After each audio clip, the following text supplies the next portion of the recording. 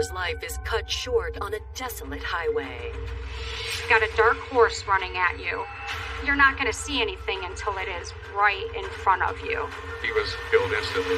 What seemed like just a tragic accident would open the door for jealousy, greed, and twisted attempt at murder. It's human nature to say, wait a minute, this person has a criminal record. Is he really trustworthy? Listen, you want to find a body or just here. It's the Pierre family. She wants this done, and she wants it done now. To avoid further bloodshed, detectives must fight a potent thirst for vengeance. I've always hated her, he hated her, we've always hated her. The motive was, this woman is about to take everything from me, wants to take everything from me, and I'm going to kill her. So I don't think that you can hire someone to commit murder in a small town and not become notorious for it.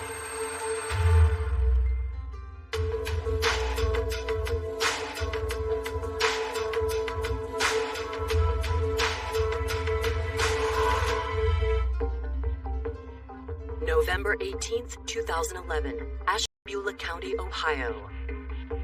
It's just after 10 p.m., and 45-year-old Daniel Posey Brown is traveling down remote State Route 193 in northern Ohio. Route 193 runs pretty much the full length of the county, which means it runs about 35 miles or so. It's a two-lane road. On either side, you would have pastures and cornfields, barns with silos and farmhouses, and the occasional convenience store. It's not unusual to be the only car on the road.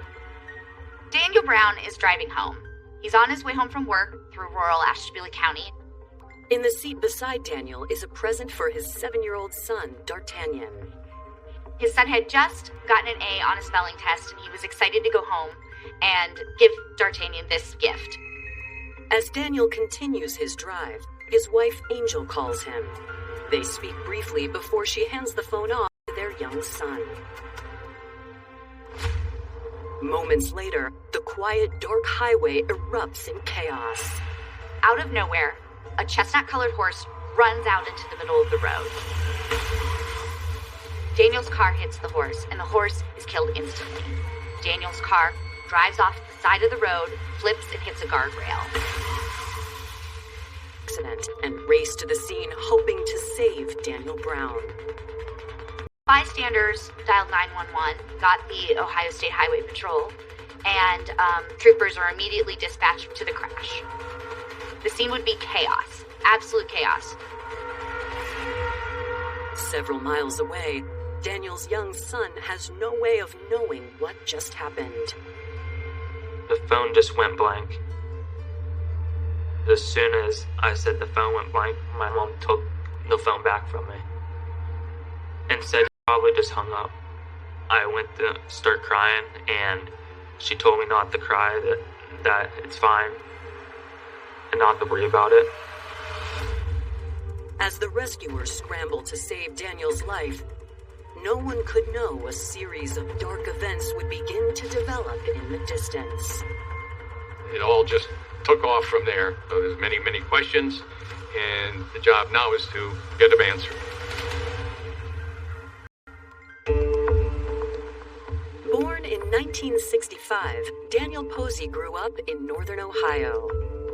We just really always had a very close relationship.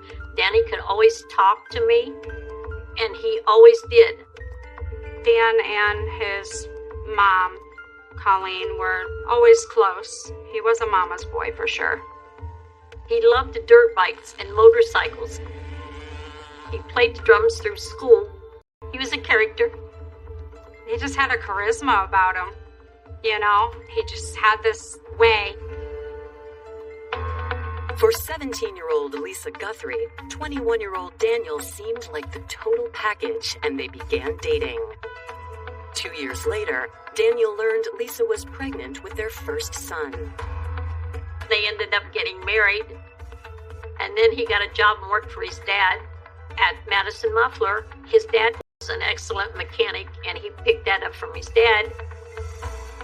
Then later on, in roughly 1994, him and I started up our own business, which was a tanning salon.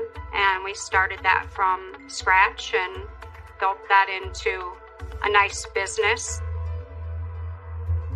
In the years that followed, the couple welcomed 2 more children into the world. I have 3 children, 2 boys and a girl, and they are the love of my life. Dan was an amazing father. In the whole time that we were married, never once did he not put his kids first above everything. Tanning salon, their growing family proved to be too stressful for the couple. By 1996, after a decade together, Daniel and Lisa had drifted apart. I told him that I wanted a divorce. That time in my life was somewhat of a blur because of the stress that I was under. Later that year, at a venue called the Queen of Hearts, Daniel found a new queen of his own, bathed in neon. Angel Brown was a dancer at a local club, and she and Daniel met while she was performing. She was 19 years old at the time, and it was at that point that she met Daniel, who was 12 years her senior. She's got a good personality. She's real bubbly and outgoing. Over the next few months, Daniel started spending more hours at the club and less time with his kids. Angel quickly had a hold on Daniel's heart. Born in 1977, Angel's relationship with her family didn't exactly mirror Daniel's. She told me that when she was little, that her mother would get mad at her often. She had kind of a rough upbringing. Angel wanted a better life. With little money or education to propel her forward, Angel made the most of what she did have, a ferocious fighting spirit. She had this desire to become a boxer, so she took some boxing lessons.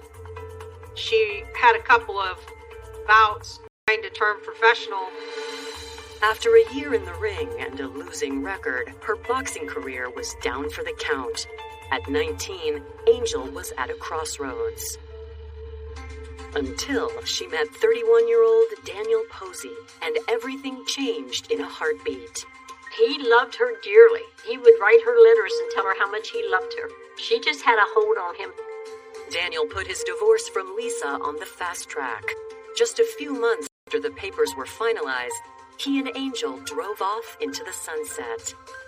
They just took off. They got in their car and left for Las Vegas and never looked back. After 3 years, the glittering lights of Vegas grew dim. The couple moved back to Ohio, where they married in 2003, and just a year later, Angel gave birth to their son, D'Artagnan. Dan and Angel, when Dar was born, were wonderful parents. Their goal was just to love him, take care of him, and be excellent parents. With their family complete, Angel asked Daniel for a unique show of his devotion.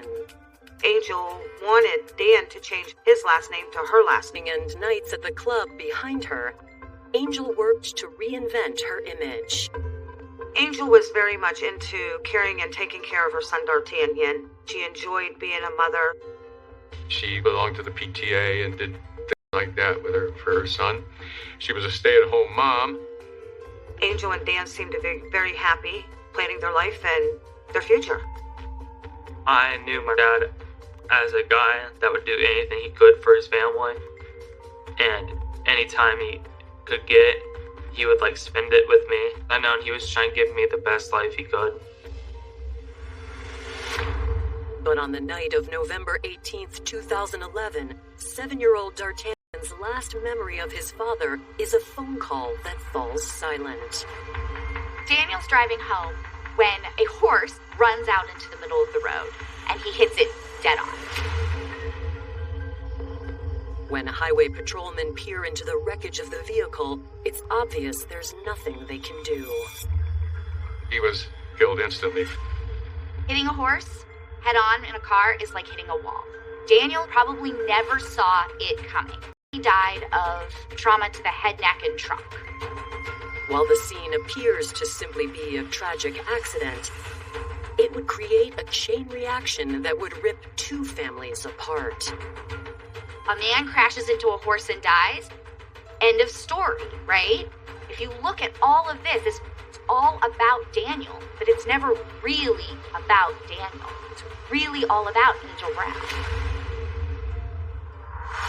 Coming up, the aftermath of the accident contains a blueprint for murder. This is unique. This isn't something that somebody walks into a sheriff's department and tells people every day. I didn't know how far she was going to take it or what she was going to do. And an unexpected phone call reveals a hatred that had been brewing for years. He had been contacted by an acquaintance of his and asked to kill an individual.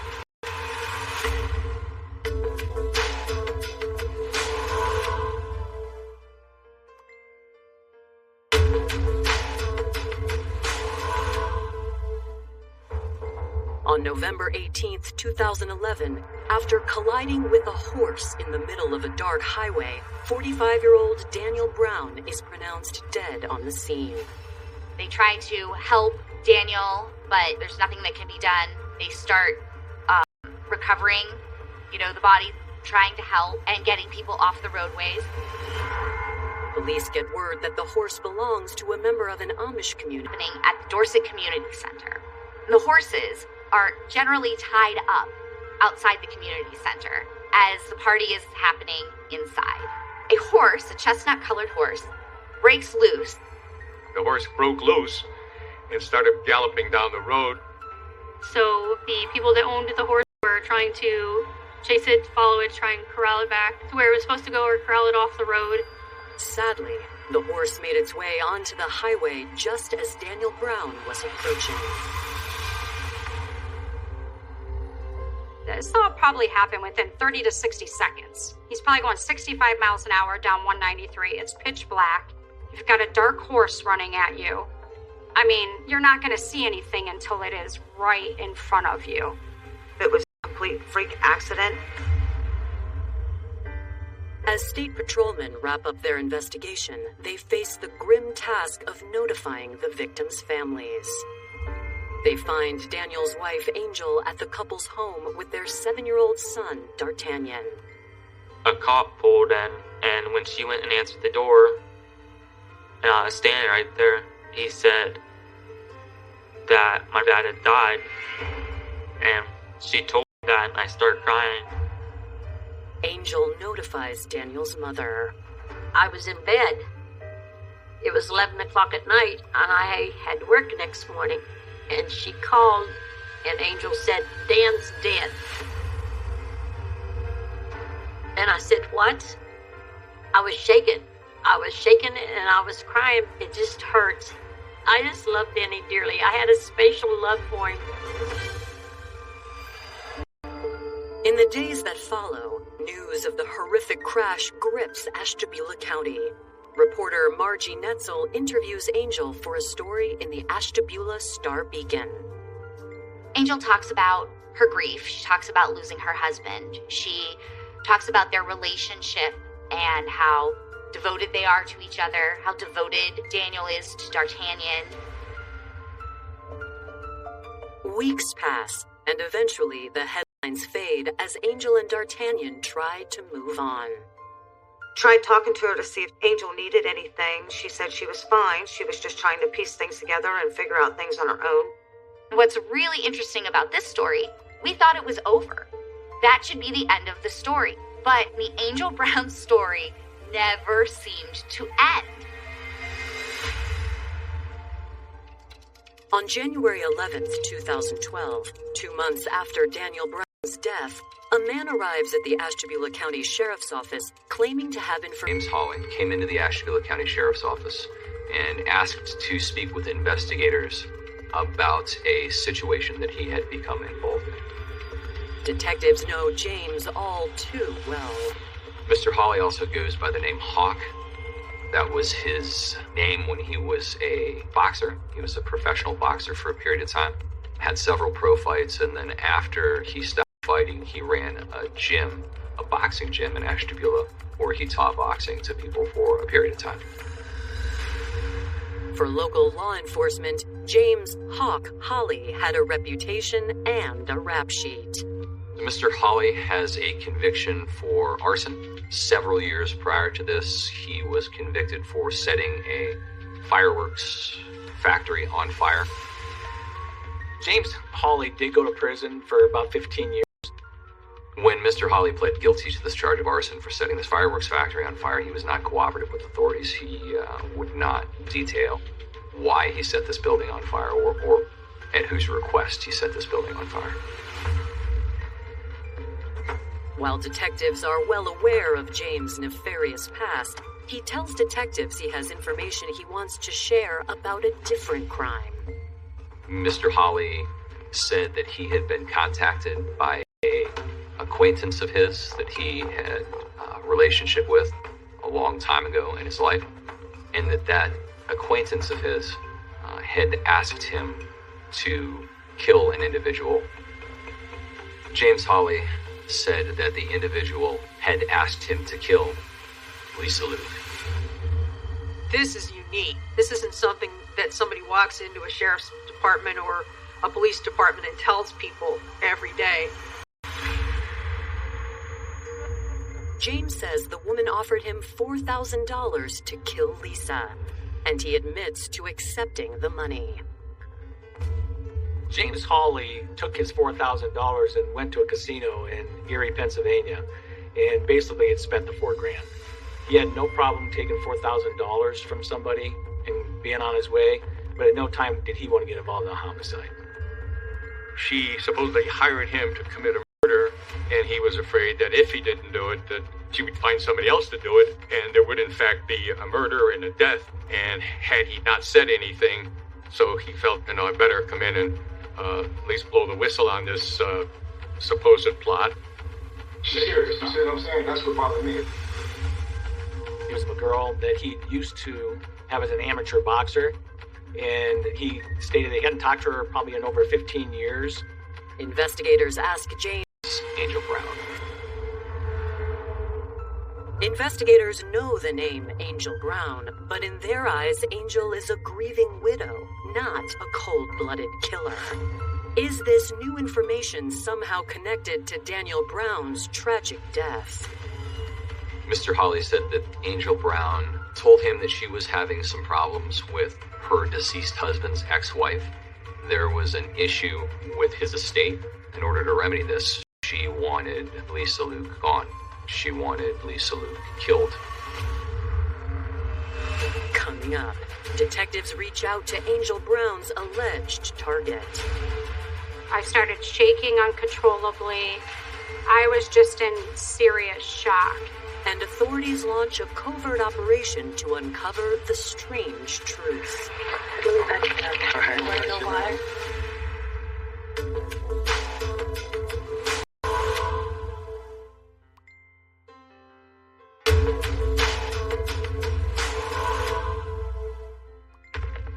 On January 11th, 2012, the Ashtabula County Sheriff's Office receives a visit from a man claiming local widow Angel Brown tried to hire him as a hitman. James was claiming that he had been hired to kill her husband's ex-wife, Lisa Luke. Investigators consider the possibility the ex-con may have ulterior motives. It's human nature to say, wait a minute, this person has a criminal record.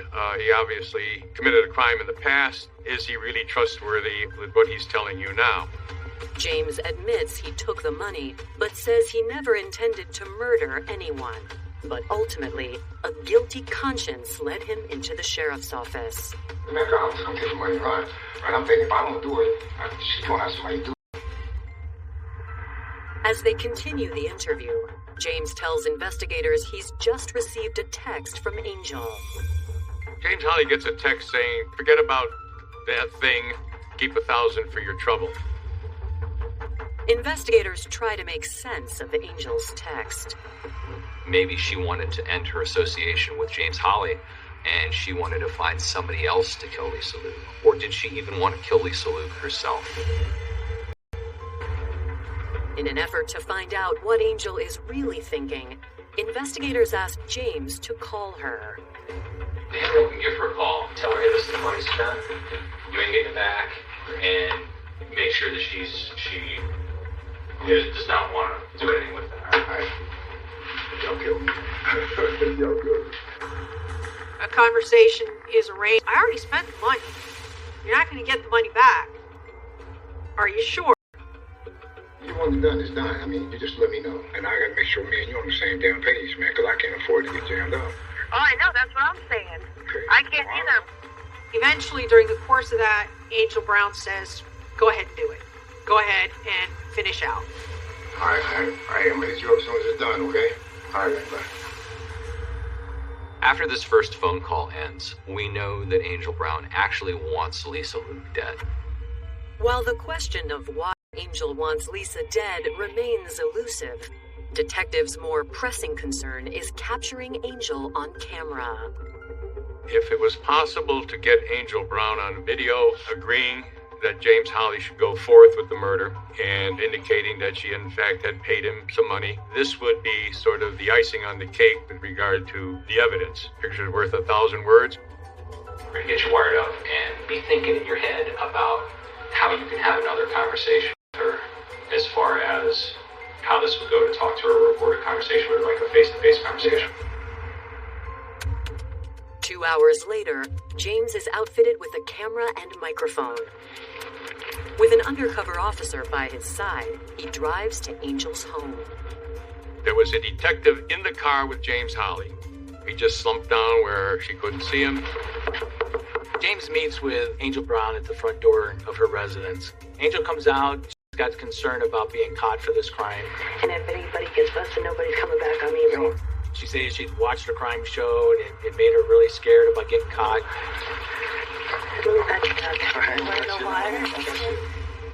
We weren't too concerned because it was pretty good equipment, so we weren't worried about her finding anything.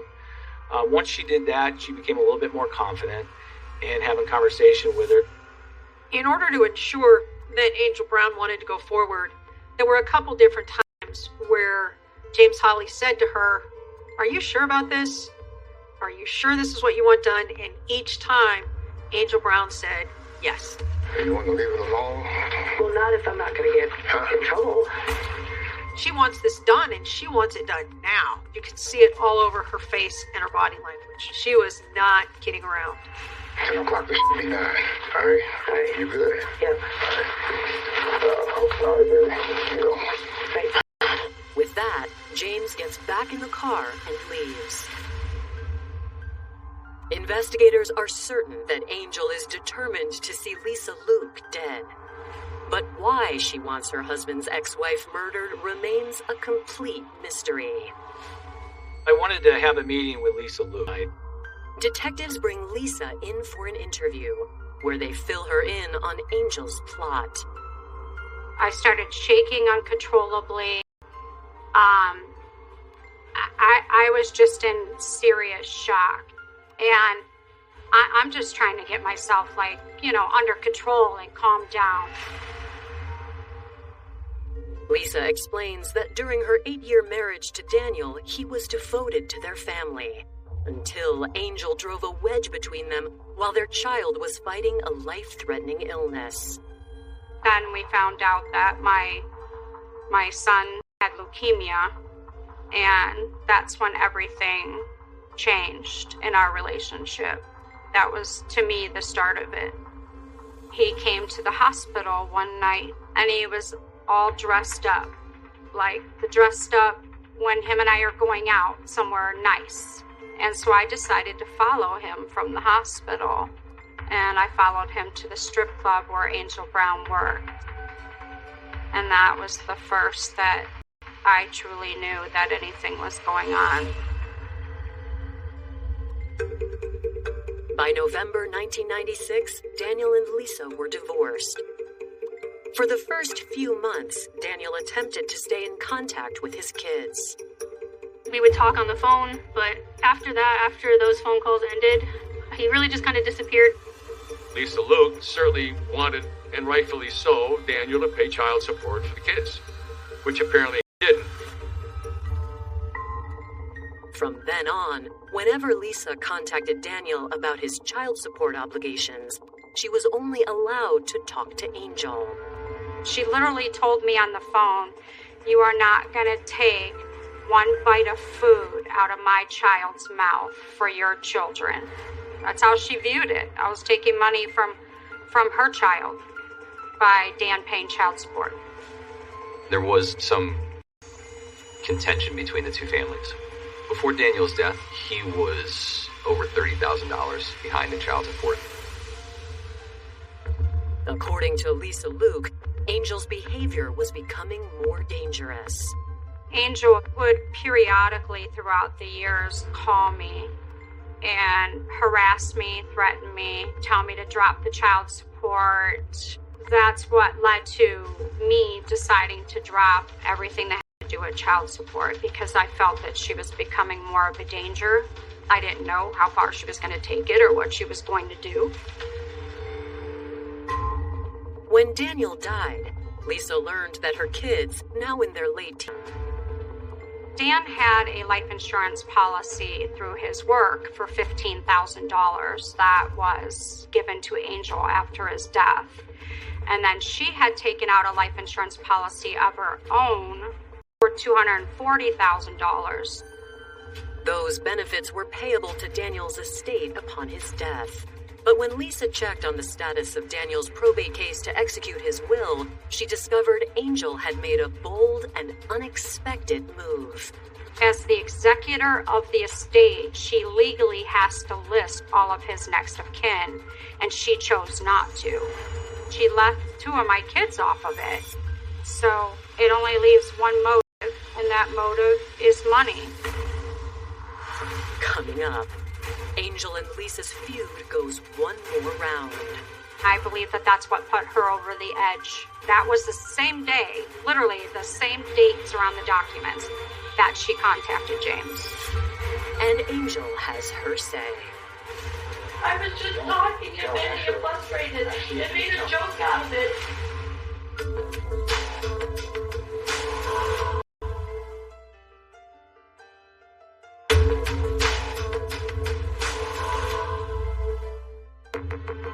On January 11th, 2012, Ashtabula Sheriff's Department investigators capture 34-year-old widow Angel Brown appearing to sign off on the murder of her deceased husband's ex-wife. You want to leave it alone? Well, not if I'm not going to get in trouble. According to Angel's intended victim, Lisa Luke, Angel was trying to prevent 2 of Lisa's children from inheriting their share of Daniel's estate. That's when I hired my attorney, took in birth certificates, everything that was required. He then contacted her attorney and said, "You got to change the estate. These kids got to be on there." Lisa's attorney also discovered that Daniel's life insurance wasn't the only money her kids were missing out on. After Daniel's death, there was a wrongful death civil lawsuit filed against the owner of the horse that had caused the crash. There was a settlement in that lawsuit for which Daniel's estate received around $200,000. According to Lisa, on January 9th, her attorney contacted Angel and told her that she was going to have to share both the insurance and the settlement money. I believe that that's what put her over the edge. That was the same day, literally the same dates around the documents, that she contacted James. Investigators believe they have just zeroed in. That there would be nobody there to further the fight for the children to get any part of the settlement. Greediness. She hated me and my kids enough that she didn't want us to have one dime. Detectives have enough to place Angel under arrest. But before they do, they make one final move to tighten up their case. We want to make one more phone call and have James Hawley tell Angel Brown, "Hey, Lisa Luke's dead." And we want to see what kind of response that she has and basically what she wants done at that point. So James Hawley makes the phone call. Hello? Hey, baby, hey, she dead. Listen, you want them to find the body or you want to disappear? Disappear, probably. Like I said, I just don't want nothing to come back on me. Mere hours after James Holly first showed up at the sheriff's office, investigators head to Angel's home armed with an arrest warrant. Me and my mom were sitting in the living room. The cops pulled in, knocked on the door and said, Angel Brown, you're under arrest. When we placed Angel Brown into handcuffs, she was surprised, to say the least. She started crying uncontrollably, and at one point in time, she started screaming. She was going to take everything from me. She was going to take everything from me. Investigators transport Angel to the Ashtabula Sheriff's Department. When Angel Brown was being booked, detectives recovered a receipt in her back pocket for a withdrawal of $20,000. The date was more important, and that date was January 10th. And January 10th was the same day that she went and met with James Hawley and paid him $4,000. When investigators sit down with Angel, she explains that in the months after the death of her husband, James Hawley had become her rock. Angel claims that when she talked to James about Lisa, she was just unloading on a friend. This is your opportunity to explain your actions. I did. I told you why I was mad, but I was just talking and getting frustrated. She started to say that she was joking, that this was all fun and games, that her and James joked around like this all the time. Like, wouldn't it be funny if somebody killed Lisa Luke? This was all just a big joke. I thought it was a joke. Like, I'm gonna really sit there and think that wasn't a joke. I thought it was a joke. No. Nobody thinks this is a joke. Realizing that a confession isn't coming, investigators confront Angel with her final phone call with James. Disappear. I did, and I thought he was joking. I didn't think that he was telling the truth. I thought he was gonna go right back. On the video, there is you patting him down for a wire. How is that thinking that he's joking? Play that in a courtroom and... I wasn't patting him down for a wire. Okay. In a last effort to get Angel to come clean, investigators ask about the large sum of cash she withdrew from the bank the day before. The same day James Holly claims she gave him $4,000. She had told us that she made a $10,000 withdrawal from her bank account, but that was for Christmas presents and to pay some bills. That withdrawal receipt of $20,000 didn't match the fact that she had, during the whole interrogation, kept telling us it was $10,000 that she withdrew, when in fact it was double that. Angel admits that the evidence looks incriminating, but continues to maintain her innocence. I know, it looks so bad. There's all kinds of motivation. I mean, there's evidence on phone conversations. It looks really bad. I know how bad it looks. The only thing Angel doesn't deny is the bad blood between her and Lisa Luke. I've always hated her. He hated her. We've always hated her. She hates us. You know, why couldn't it have been her instead of my husband? Following the interview, Angel is charged with conspiracy to commit aggravated murder. News of her arrest provides relief to Lisa, but her sense of security is only temporary. Angel Brown was given the opportunity to make bail. And with our Constitution, you do have a right to make bail. I find out that they let her out on bail. And I'm like, wait, what? Okay, how was she out on bail? I couldn't believe it. She hires a hitman to kill me. I was absolutely livid at this point because I'm helpless. There's nothing I could do about it. Coming up, Lisa's fears come to fruition when detectives make an ominous discovery. It has a newspaper article with Lisa Luke's picture. It has written about it dead. And a family still searches for answers. What did I do to you to make you hate me that bad that you want me dead?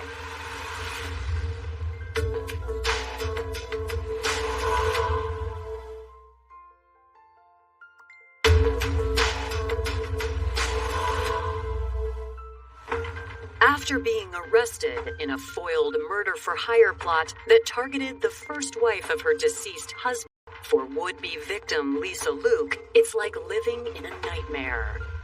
We lived in fear all the time because we never knew who was outside our house, who was still watching. Nothing like that. There was just no sense of security whatsoever. I just was constantly watching what I was doing. As Lisa and her family remain on edge, authorities in Ashtabula, Ohio prepare for trial. Among the items in their possession is a box that Angel's son grabbed at the time of her arrest. I said go grab a couple of things. That's when I went in and grabbed her box of stuff, because I remember Angel always saying that if anything happened, that was the one thing that was the most important. We had to make sure we got it. So I went and grabbed it, and when they looked inside of it, they immediately took it away. It includes some drug paraphernalia and some drugs. But there's more. It has a newspaper article, and with Lisa Luke's picture that has written above it, dead. It obviously shows a huge amount of hatred that Angel Brown has towards Lisa Luke. It obviously shows some motive, that she wanted her dead.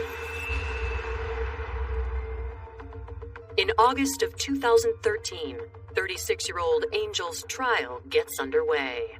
During the trial, James stated that Angel Brown had a long history of dealing with Lisa Luke.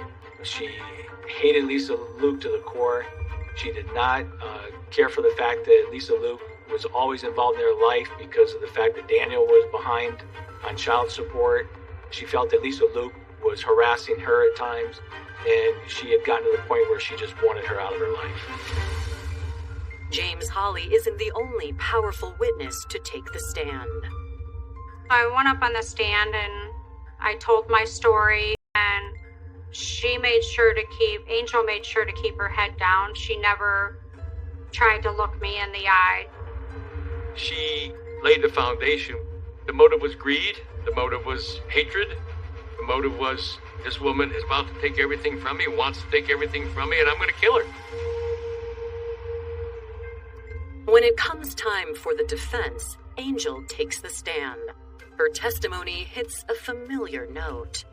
She tried to convince the jury that this was all a joke. I didn't mean it. It was all a joke. The jury convenes. Just 2 hours later, they announce they have reached a verdict. When they came back guilty on both counts, it was a huge relief. Not just for us, but for Lisa. When the judge at sentencing gave Angel Brown 9 years. It wasn't the maximum, but under Ohio law, it was probably as close as he could get to the maximum.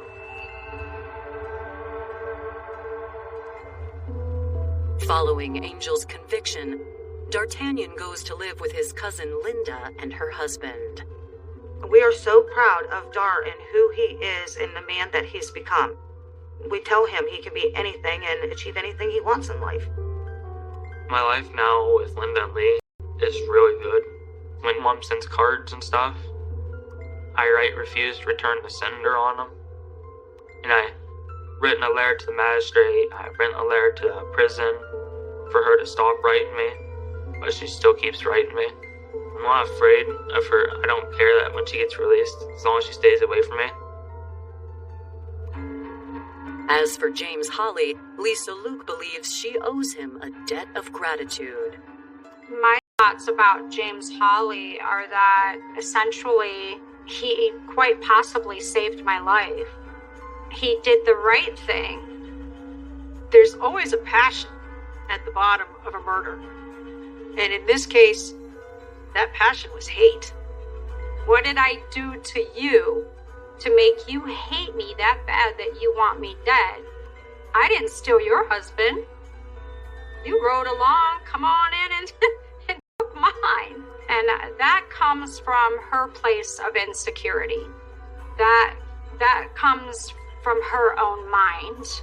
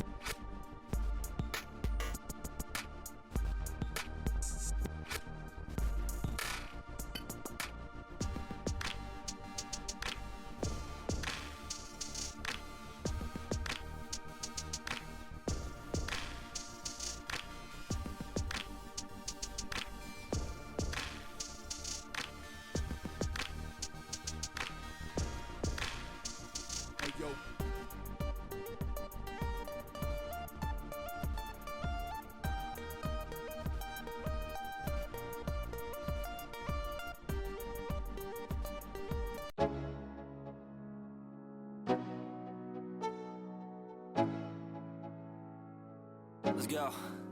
Yo, I'm like an addict, do I gotta have it. I ain't even playing, got a really bad habit. If it moves, gotta grab it, fuse like a magnet. Lose, won't have it till I'm doomed in a casket. I ain't playing, got a weird mind. If you work 8 hours, I'ma work 9. If the shoot tastes sour, you should taste mine. I'ma stay in power for a long time. Get up, nah, I ain't a quitter. Talk